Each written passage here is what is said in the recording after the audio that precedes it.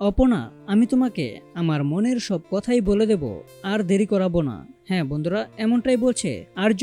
তো বিস্তারিত জানতে হলে ভিডিওতে লাইক দিয়ে পুরো ভিডিওটি দেখতে থাকো। চিরদিনই তুমি যে আমার সিরিয়ালের শুরুতেই থাকছে অপনার মা ও বাবা তারা সুন্দরী মায়ের কথা শুনে ভয়ে আতঙ্কিত হয়ে অপনার অনুষ্ঠানে চলে আসে, আর এসেই শুনতে পায় আর্য স্যারের মুখে অপনা এই কোম্পানির রাজনন্দিনী শাড়ির ভাইস প্রেসিডেন্ট আর রাজনন্দিনী শাড়ির হেডও অপনা।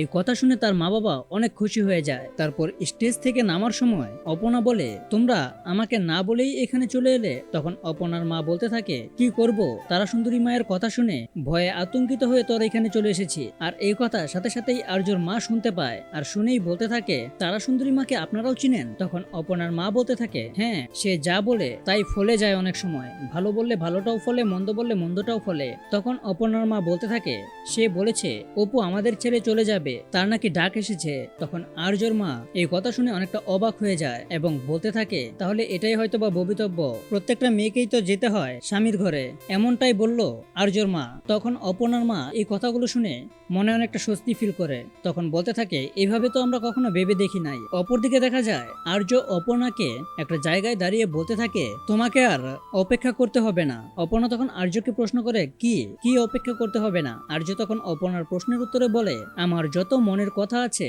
সবটাই তোমাকে বলে দেব।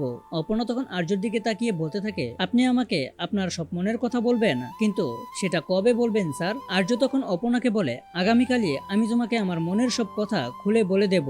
আর্য তখন অপনার দিকে তাকিয়ে হাসতে থাকে, আর অপনাও অনেকটা খুশি হয়ে যায়। তো বন্ধুরা, চিরদিনই তুমি যে আমার এই সিরিয়ালটি এখন দিন দিন জমজমাট হয়ে উঠেছে। তো তোমাদের আজকের নতুন পর্বের এই আপডেটটা কার কাছে কেমন লেগেছে তা এখনই কমেন্টে লিখে যাও। আর এরকম নিত্য নতুন সিরিয়ালের আপডেট পেতে এখনই চ্যানেলটা সাবস্ক্রাইব করো।